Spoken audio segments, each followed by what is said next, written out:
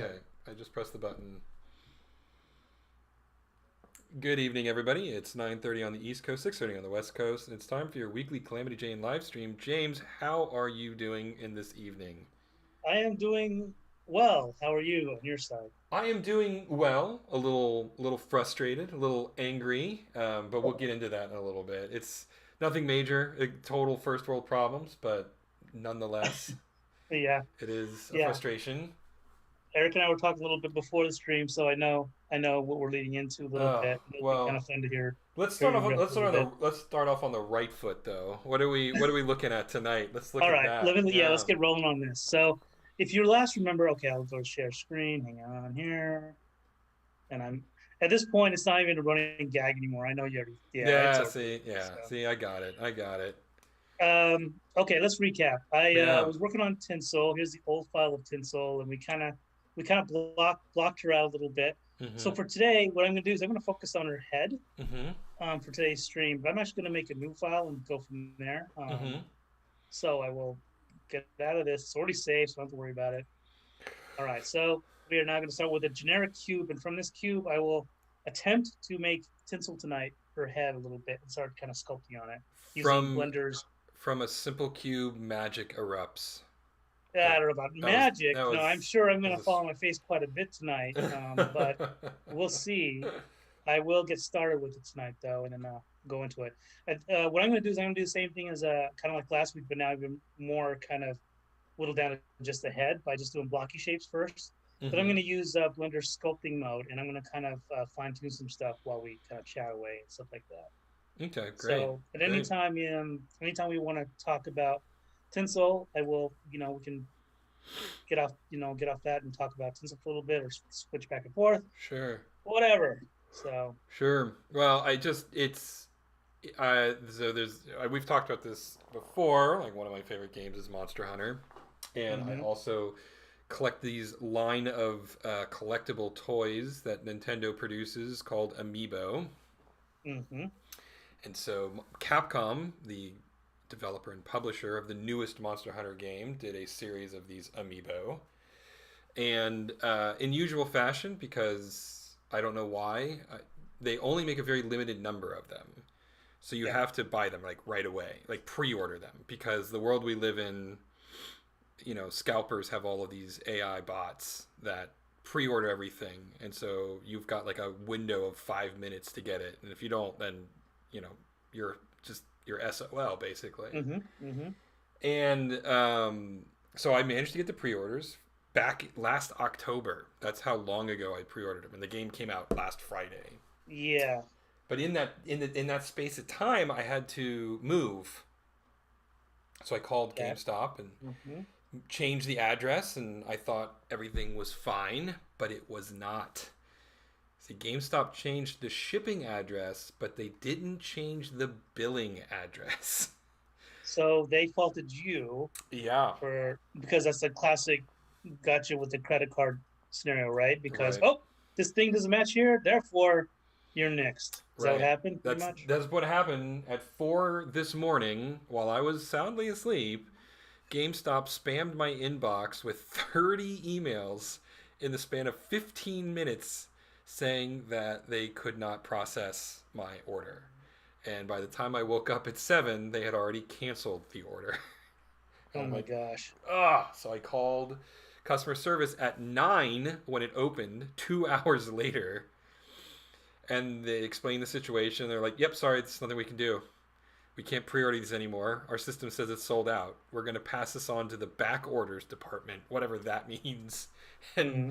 see if we can re-fulfill your email. And if we can, then in 2 days you'll get an email saying so. Which I'm not expecting to get an email. So this thing that I was looking forward to, um, through no fault of my own, because I Uh-huh. didn't want to have to move. Um, I lost, and I don't know who I'm more mad at, GameStop or Capcom, because the fact is if they actually produced more than this artificial scarcity thing that they do, because it's just plastic, right? Yeah. Like, Mm-hmm. I mean, obviously you don't want to make 10 million of them and completely flood the market, but like these limited run things that they do now, it's just so frustrating. Yeah. Um, and so yeah, so Capcom did a limited run, which artificially raises the demand, which encourages scalpers to buy up everything. And then GameStop, because they are just literally the worst company. I mean, they're just awful. I've Yeah. never ever had a good experience at GameStop. I mean, I'm not joking.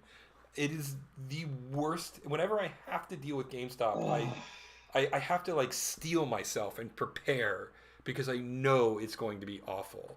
And so shame on Capcom for doing an exclusive deal with GameStop, right? yeah. It's like I can't even like my I have no opinion of Game. I mean, I have a really strong negative opinion of GameStop, and it can't get any lower, right? Hmm. But Hmm. with Capcom, this is just it's really disappointing, and it's really frustrating that they do this.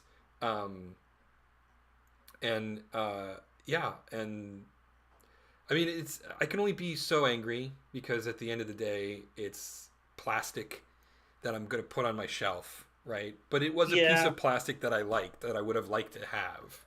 Yeah. Um, and I think the most frustrating part of it, frankly, is just the powerlessness of it, right? Like I didn't do anything wrong.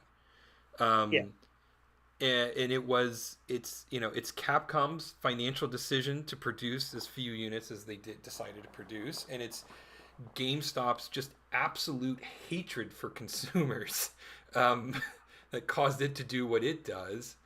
Yeah. Um, and it's just that frustration of being completely incapable of affecting change. Right. I mean, we've all been there. I'm not. It's not like a unique thing. It's not like, hey guys, did you know we're powerless? I mean, everybody's sort of experienced this before. Yeah. Um, Yeah. but it's just one of those things. So Oh man. Yeah. Sorry, man. I know you were telling me about this Monster Hunter special amiibo thing for at least a good, I don't know, a couple of weeks to a month. I mean, I know you were looking yeah, forward to it. I was super looking forward Um, to it.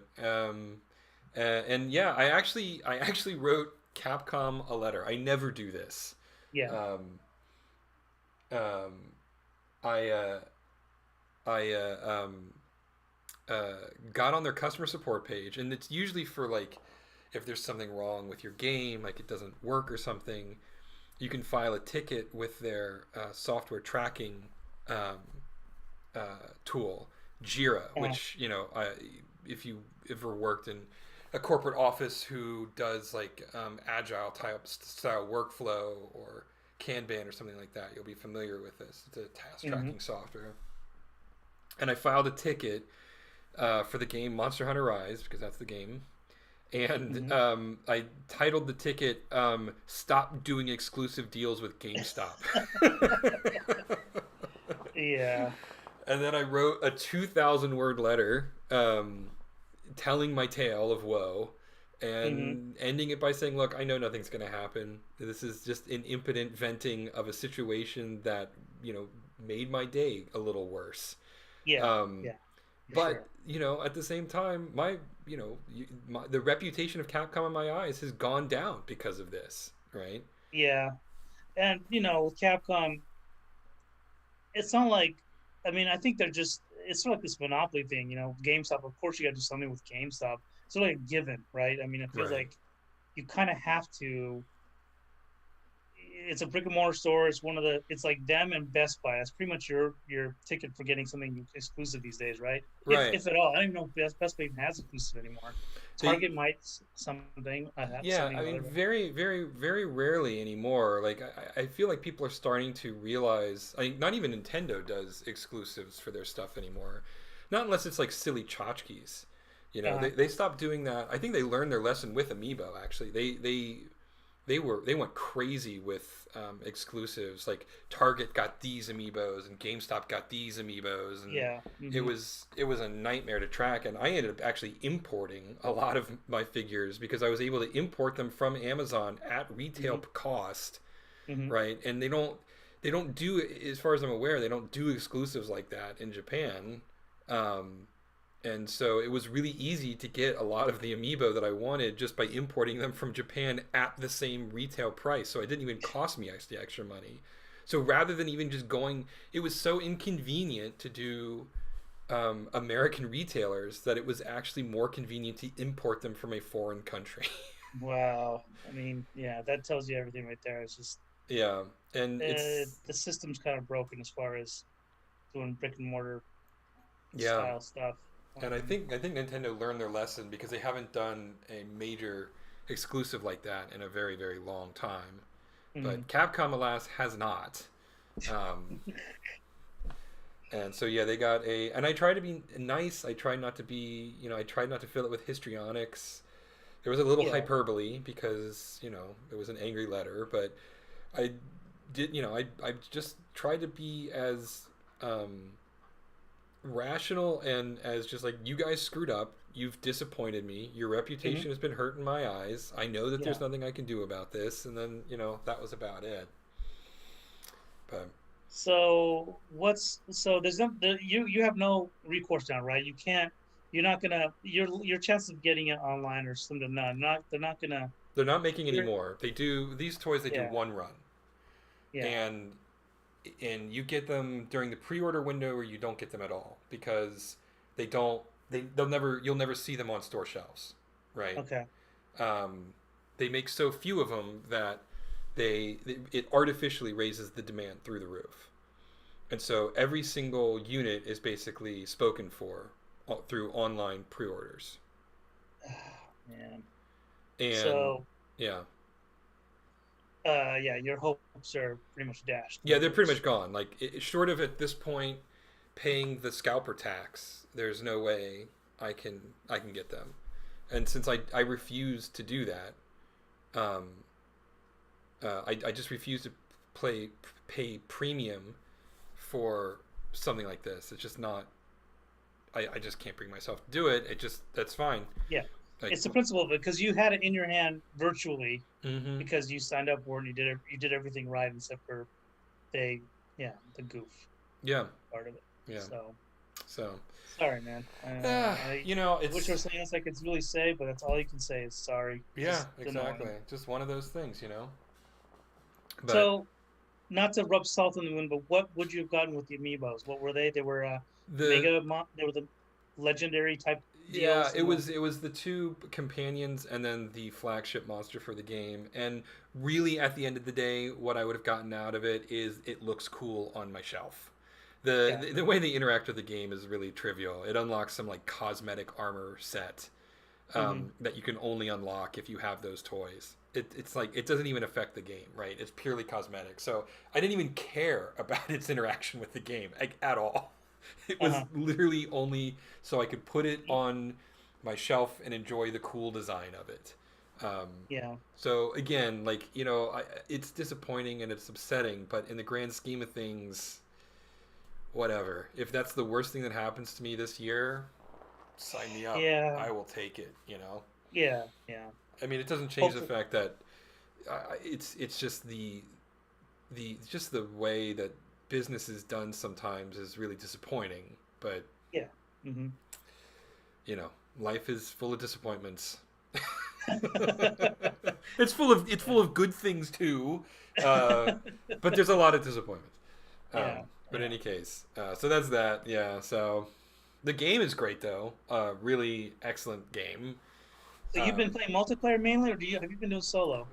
honestly, to this point, I've done more solo than multiplayer. I've played about 4 or 5 hours of multiplayer, Yeah. but far more single player at this point. Um, Okay. and it's excellent. I mean, it's just a really well designed game that it hits all of my sweet spots, right? Like, you know how our brains are wired to receive the chemicals in alcohol and Hmm. cigarettes and things like that, and that's the reason why it gives us that sensation, right? Monster Uh-huh. Hunter has a chemical in it that just triggers all of my pleasure centers in my brain. And so that it just scratches the itch. It Huh? just totally scratches the itch in a big way. I just melt like water or melt I like mean, ice. so yeah, for me, I'm still in 2020 playing Nioh 2, so I've been kind of completely out of the loop as far as gaming is concerned. I mean, I that's I've been obsessed with it, and that's it. I mean, nothing else exists for me. I mean, I think if you can Is find that bliss state, I say go yeah, for it, right? Like I don't understand Madden. I don't understand Call of Duty, but I appreciate people who find those games and it scratches their itch and they play them forever. I think that's great that they find that, right? hmm So I say lean in, man. Enjoy it. Don't oh, I come up for definitely am. air.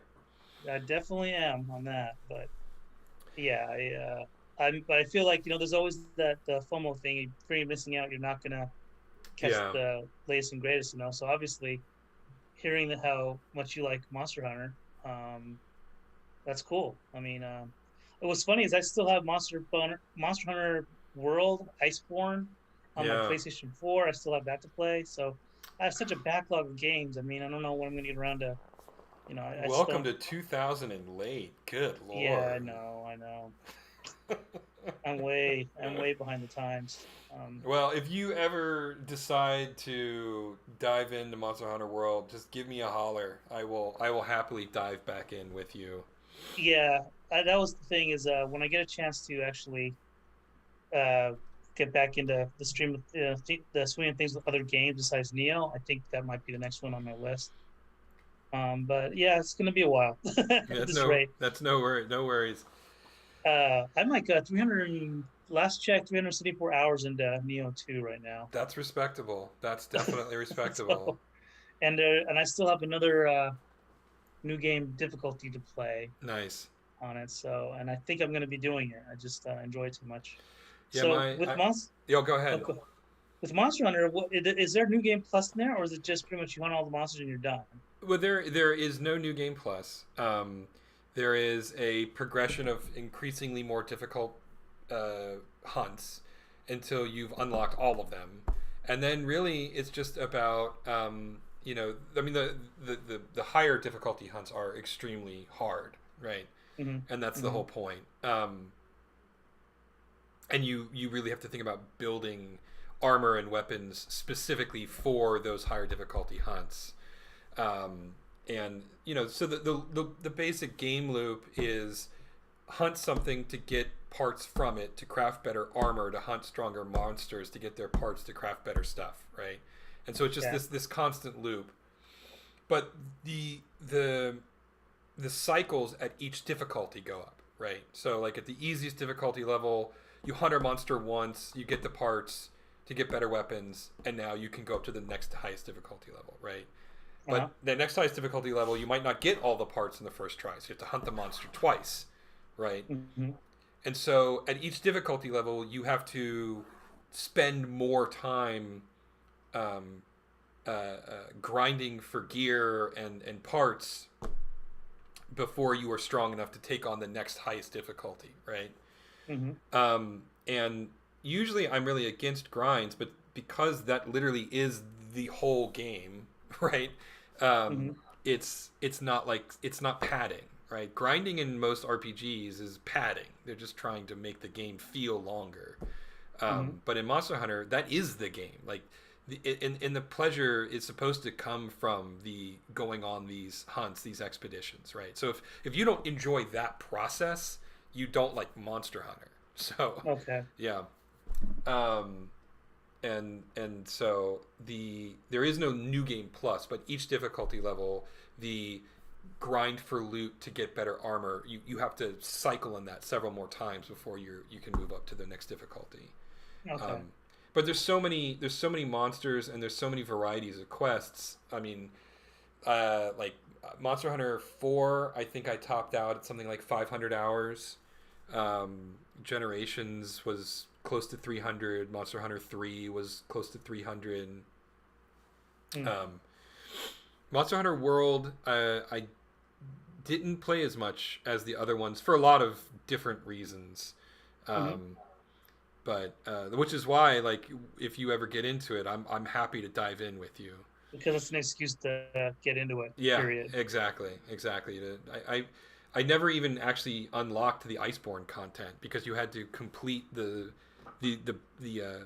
vanilla game experience before you could even play the expansion pack, which I thought was a bad design choice. But what are you going to Hmm. do?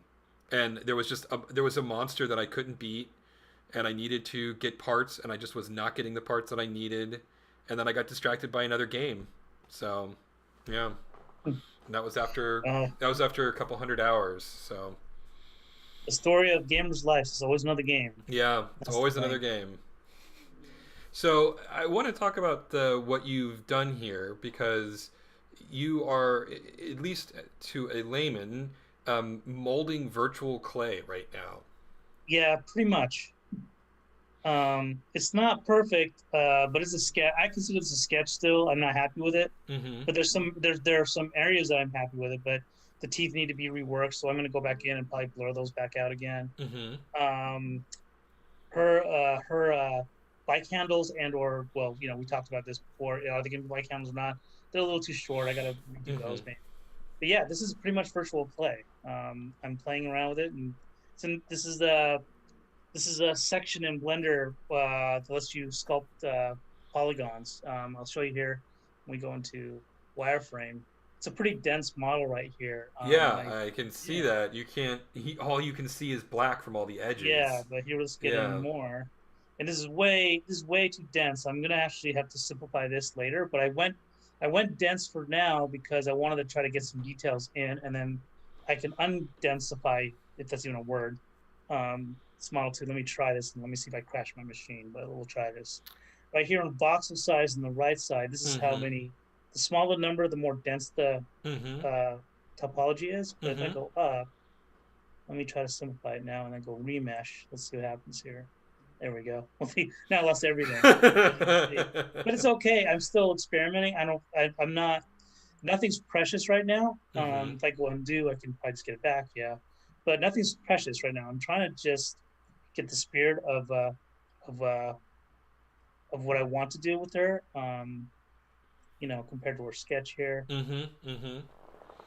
Mm-hmm. So yeah, it's kind of a little trial and error because again, this is a new tool to add for Calamity Jane, sculpting virtually, but it is to me worth it because now I can look at her, I can look at Tinsel at every angle and not have to draw all these details over and over again. That's Mm-hmm. again the Mm-hmm. whole point. But yeah, now it's just a matter of what are the numbers that will let me have something that's not this dense, that doesn't need to be this dense because she's going to be flat shaded and tunified. Right. So it's kind of Right. like we're making a feature film movie where everything needs to be ultra realistic. So what's my threshold? Mm-hmm. I'll play around with it here, but maybe I'll go one. I don't know. It's probably gonna kill it, make it look ugly. Oh, the tension. Okay, Oh, that's not bad. That's not that's not bad. bad. That's better. No, no. Yeah, and then I have to just go in and smooth it out. So I mean, I'll be doing that now. It's just a matter. It's just you go in, you smooth out stuff again, and you Mm-hmm. keep playing with it um, until I get what I like. That's really But yeah, interesting. Yeah, I know. I've seen developers use this kind of technology in games, and this is often what happens is the character artists will go in and they'll do these extremely high poly renders of characters or objects using tools like this, and it's almost like a I mean, it's the resolution that they model it is at is even frankly too high for pre-rendered cinematics because it just takes so long to render out. yeah. But it's really interesting for them to build the model in 3D because it's almost like a 3D concept art, right? It's not as fast as concept art, obviously, Yeah. but when you see it at the highest resolution possible, you can then slowly do exactly what you did, which is reduce the poly density to a more manageable in-game um, uh, uh, uh, level, right? Yeah. It's really really interesting to watch that process at work. Yeah, and it's fun to yell at too and swear at during the day, Yeah. as things don't work out the way you want, you know. But Mm-hmm. I made my peace with it. I don't expect perfection. All I expect is just to lay down shapes, and for that reason, I'm happy with where we're at tonight. But again, it'll be more like next week. I'll even push even farther, I think, and then we'll see where we're at next week too. But I mean, that's kind of close, sort of. So the nose seems a little bit different than in your sketch. Yeah, let's go back to the sketch real quick. Where are you? Yeah, the nose I think needs to be higher. Like the bone area of the nose is higher up, and I Hmm. kind of like how it swoops down over the tire a little bit. Yeah, I agree. I agree. So, and then to kind of work on that a little bit. And I mean, I can like swooping that down. I mean, I can do that right now with current tool sets that I've got. So let's try that real quick. Get this camera out of the way. Um, one thing I wanted to talk to you about, like not to get off of Tinsel, but I did want to talk No. to you about this Wednesday. Um, King Kong versus Godzilla is coming out. Oh, Now you brother. told me, yeah, I know.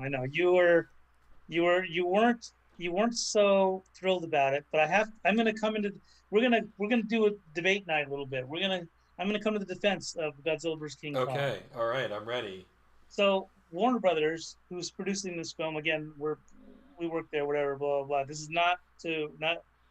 I gladly will critique Warner Bros. Till the cows come home on some of their stuff, but the movies are good once you realize what they were trying to do with Mm-hmm. the Godzilla movies. Like it started with Godzilla, which came out in 2012 or something like that, Mm-hmm. and then the sequel was Kong Skull Island. Mm-hmm.